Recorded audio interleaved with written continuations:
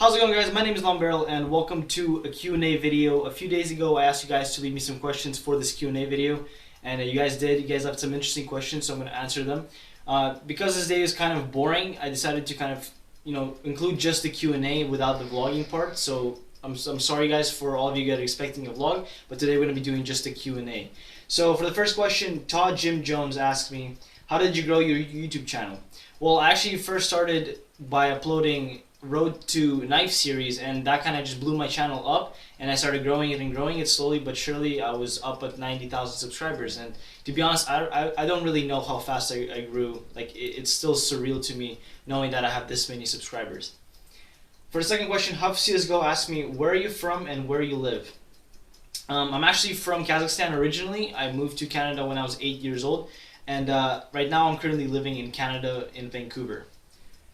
Hussein Naji asks, any advice on jobs as a kid? Well, to be honest, like if you really want a job, I wouldn't suggest getting a job until you're probably like 15 or 16. Part of that is because if you're like any younger than that, then you're not gonna get a job because people are just not gonna take you seriously. If you're still a kid, then I suggest kind of like mowing your neighbor's lawn or walking dogs or doing like a paper route. Those are kind of the easiest jobs you can get as a kid. But as you grow older, you can like maybe 16 or 17 or maybe even 15, you can actually apply for like McDonald's jobs. Those are really easy to get, or any like retail jobs or anything like that. It should be pretty easy to get. Listed Gamer asked me, what's the recipe for the mante dough? Well, it's actually pretty simple. All you need is water, a couple of eggs, and the flour, obviously. And you need some good flour. If it's bad flour, then the dough is not gonna get to a perfect consistency, and you're gonna keep adding it and adding it. And as soon as you start adding more flour, what's gonna start happening is the dough is just not gonna be formed very well. And what you're gonna find is that when you're gonna start cooking it, it's gonna start to fall apart. So basically, the key with making the dough for the mante, what you're gonna have to do is get the perfect consistency for the flour, so it's not too soft or not too hard. Mushy asks, where is your grandma going to live once the village is torn down? Well, currently she lives in a small town called Rudnik. She was there all her life, basically. But right now what they're doing is they're moving the mining operations deeper into the town, and what they're going to do is they're going to evacuate all the people or relocate all the people into a town called Nikolsky, or that's what it used to be called. Not right now, they call it Satpaev. And what they're going to do is they're going to build a bunch of like high-rises, not really high-rises, like maybe like 4-story buildings, maybe even 5 or 6, and they're going to relocate this entire town into those buildings. But as of right now, nobody really knows when exactly they're going to get moved, because it's just, construction is always late, no matter what. No matter where you go, it's always going to be late construction. But the operations have started, and they're hoping to get people out by 2017. That's what we hear. Methaus25 Calgore asks, I do have a question if it's viable. How can you live there? It seems like a ghost town with nearly no supplies. Actually, there's a lot of supplies here. Not necessarily in this town itself, because it is getting torn down, so there's not many stores left to cater to the people. But there is like I said, there's a town 10 minutes off of here called Nikolsky or Satpaev, which has everything you need pretty much. You can go into supermarkets, there, movie theaters. It's basically like a city except smaller. So there's those supplies everywhere. People still live here, and believe it or not, this little town used to be one of the most prosperous towns in Kazakhstan. Well, not Kazakhstan, but around here. And he asks, did your grandparents knew of the excavation that will occur there?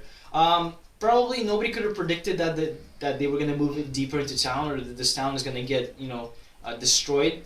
But because this was always a mining town, because this was a town basically made to get the miners and all these people working for the mines and the jobs and whatever,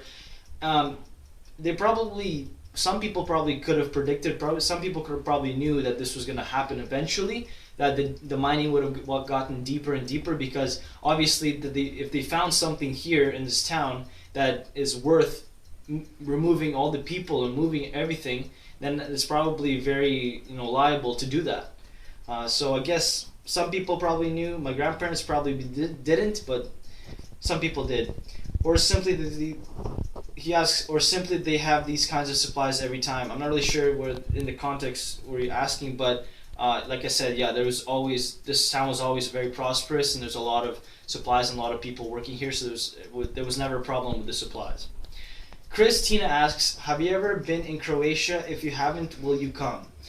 Croatia is not a place that I really thought of visiting, but I heard it's a beautiful place, and I mean it's not really a place that's one of the most popular places, and that's not one of the places that's on my bucket list to visit. But I mean, if it sometime in the future comes up to go there, I would love to go there. Jan Eric asks, when and why did you plus family went to Canada? We moved to Canada in 2005 when I was 8 years old, and the reason why we moved was because my mom, she basically applied for the visa back when probably in the 90s, to be honest, and she just kind of took the risk, took the chance, and you know what? Here we are. We moved to Canada, and it was more like a lucky chance that we got to Canada. It was because my mom just went for it. She didn't really think about it, and she didn't think much of it that she was gonna get accepted, but she did. And then next thing she knew, she was flying to Paris to get her visa and all that good stuff. Finally, in the end, 2005, we packed our bags, we got everything, and we went to Canada. Lord Ebola asks, are you guys speaking Russian or some other Slavic dialect? No, we're speaking Russian. Andy M asks, what is your typical order from Tim Hortons?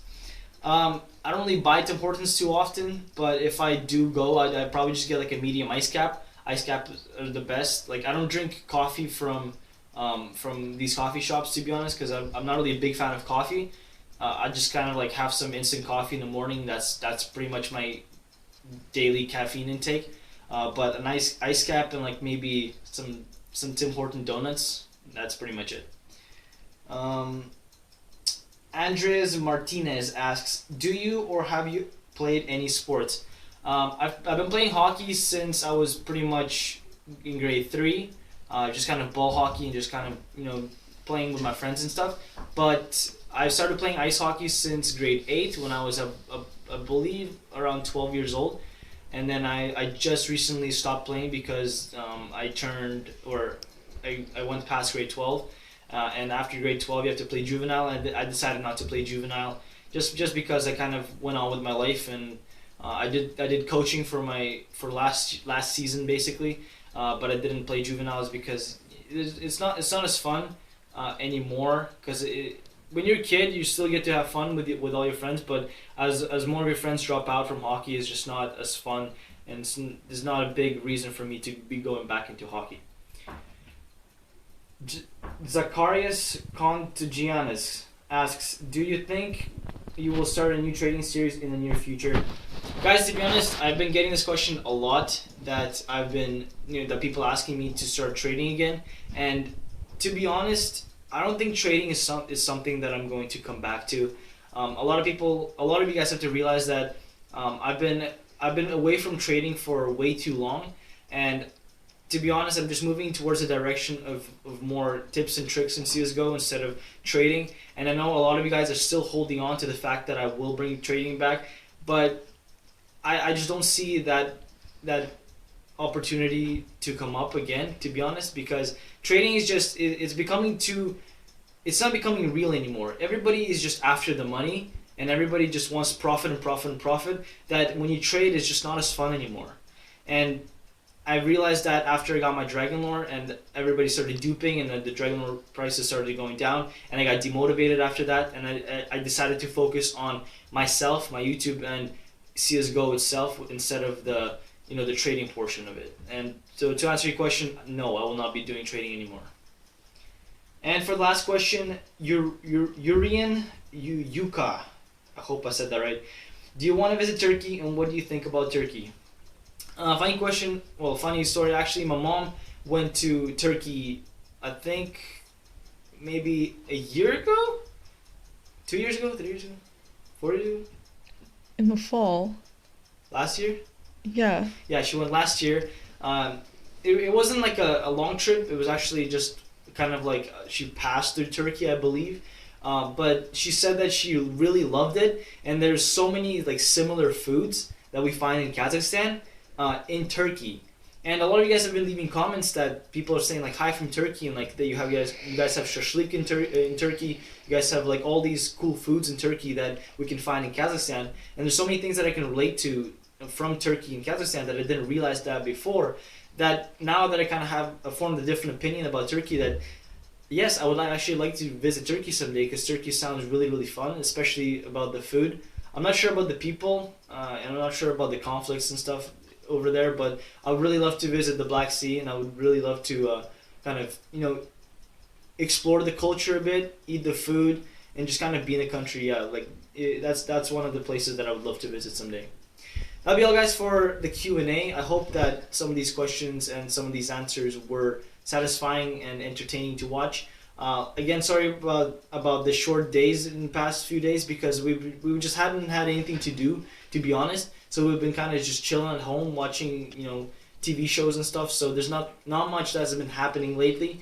I mean, I could be going with my mom and my grandma to do like paperwork and shit like that, but it's just not something that I would want to find myself doing in the meantime.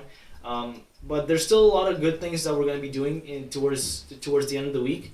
Like we're gonna have, I believe, like a big family like reunion type thing, where we're gonna have like shashlik and stuff. We're gonna go back into the city. We're gonna have like one of the most cultural meals of Kazakhstan called the bishparmak. I'll show you guys all about that. I can't wait to share with you guys. And yeah, there's still a lot of things that we're gonna be doing. We're gonna be going back to Almaty. So I hope you guys are still staying tuned for all those videos and still staying with me with my trip to Kazakhstan. To those of you that are still watching, you guys are the awesome ones, dedicated ones. Thank you very much for watching. But for now, I'm gonna get going, guys. It's already kind of late. We need to get to bed and maybe watch a couple of TV shows. So my name is LongBarrel, guys. Thank you guys for watching. Have a wonderful day, and remember, be water, my friends.